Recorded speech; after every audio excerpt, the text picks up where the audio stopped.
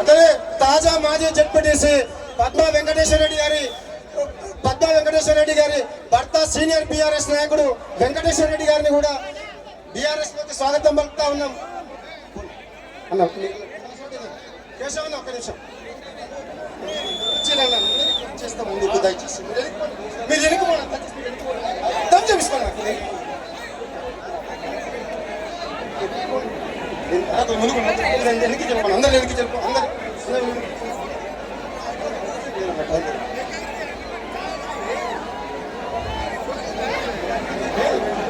అన్నవద్దాను అన్న మీరు తెలియదు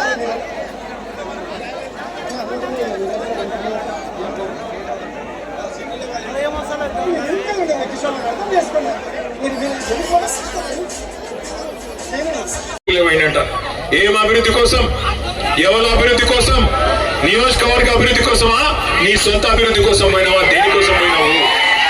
ఏం అభివృద్ధి జరిగింది 22 నెలల్లో? గద్వాల తాలూకాలో ₹1 కొత్తగా మంజూరైందా కాంగ్రెస్ ప్రభుత్వం వచ్చినాక? నేను అడుగుతా ఉన్నా. 6 గ్యారెంటీలు అన్నారు, అరచేతులు స్వర్గం చూపెట్టినారు, ఎన్నెన్ని మాటలు చెప్పినారు. రైతు బంధు కేసీఆర్ గారు 10,000 ఇస్తున్నాడు. మా కాంగ్రెస్ ప్రభుత్వం రాగానే ఎంత ఇస్తా అన్నాడు? 15,000 ఇస్తా అన్నాడు. వచ్చినాయా 15,000? వచ్చినాయా? గట్టిగా చెప్పాలా? వచ్చినాయా? అందుకోసం మారిందా ఎమ్మెల్యే పార్టీ? మన కేసీఆర్ గారు 2,000 పెన్షన్ ఇస్తుంటే 2,000 ఏముంది సచ్చినట్టు ఇవాళ బలవంతుడిగా కనిపించే ఎమ్మెల్యే గాని కాంగ్రెస్ పార్టీ గాని మీ దెబ్బకు మీ ఉత్సాహానికి తప్పకుండా దిగిరాక తప్పని పరిస్థితి వస్తుంది. ఇవాళ గద్వాలలో అడుగుపెట్టిన నాటి నుంచి ఇక్కడ దాకా, అడుగుపెట్టిన కాడి నుంచి ఇక్కడ దాకా చూస్తే తప్పకుండా ఉప ఎన్నిక రావడం ఖాయం. అందులో మళ్ళొక్కసారి 50,000 ఓట్ల మెజారిటీతో ఎప్పుడు ఇస్తాడు రేవంత్ రెడ్డి కాంగ్రెస్ ప్రభుత్వం? రాహుల్ గాంధీ వచ్చి పెద్ద పెద్ద మాటలు చెప్పిపోయాను. 2 లక్షలు రుణమాఫీ చేస్తా అన్నాడు. 2 లక్షలు అయిందా? రుణమాఫీ అయిందా కాలేదా? గట్టిగా చెప్పాలి, వినబడతలేదు. అయిందా కాలేదా? మరి అందుకు పోయిందా? ఎందుకు పోయిండు మీ ఎమ్మెల్యే కాంగ్రెస్ పార్టీలకి? ఇంకా సిగ్గులేని విషయం ఏంటంటే, ఇంకా సిగ్గులేని విషయం పోయిండు కాంగ్రెస్ లకి. ఎవరెవరు పోయి మన టీవీ వాళ్ళు అడిగినారు, అయ్యా నువ్వు ఏ పార్టీలో ఉన్నవాళ్ళు? ఏం చెప్పాలా పాపం? బీఆర్ఎస్ పార్టీలో ఉన్నా అని చెప్తున్నాడు. మరి బీఆర్ఎస్ పార్టీలో ఉంటే బీఆర్ఎస్ మీటింగ్ ఇక్కడ అవుతుంటే ఎమ్మెల్యే ఎక్కడున్నాడు?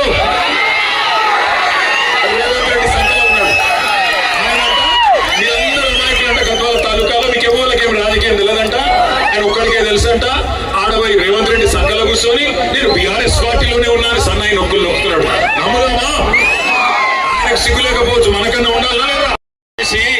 మెడికల్ కాలేజ్ ఇచ్చి, నర్సింగ్ కాలేజ్ ఇచ్చి, 1, 2 కాదు 2 ఎత్తిపోతల పథకాలు, వాటితో 1,00,000 ఎకరాలకు జిల్లాలో నీళ్లు ఇచ్చి మొత్తం ఉమ్మడి పాలమూరు జిల్లాని 2014లో, ఇది మన పత్రిక కాదు, ఇదిగో నిన్న కాక మొన్న 11 సెప్టెంబర్ నాడు ఇగో ఈ దినపత్రిక రాసింది. ఏం రాసింది? నాడు బీళ్లు నేడు సిరులు.